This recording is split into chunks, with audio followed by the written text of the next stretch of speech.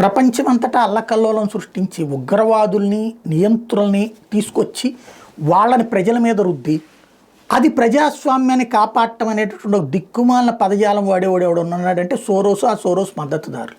ఎందుకు ఈ మాట అనాల్సి వస్తుందంటే సోరోస్ గాడు చైనాను సమర్థిస్తాడు, సోరోస్ గాడు ఉత్తర కొరియాను సమర్థిస్తాడు, సోరోస్ గాడు రష్యాను సమర్థిస్తాడు.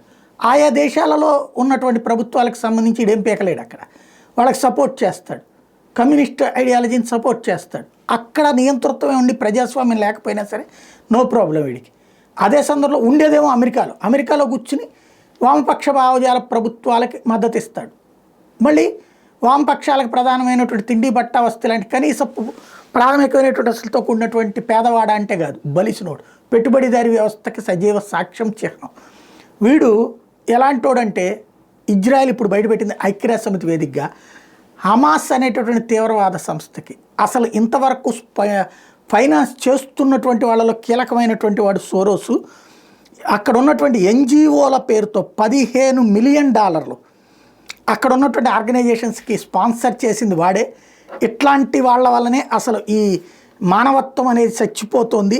అమానవీయ చర్యలకు పాల్పడేటువంటి హమాస్ తీవ్రవాదులకి మానవీయ సహాయం పేరుతో నిధులు ఇచ్చి వాళ్ళని రెచ్చగొడుతున్నాడు అన్నటువంటి విషయాన్ని తేల్చెప్పింది.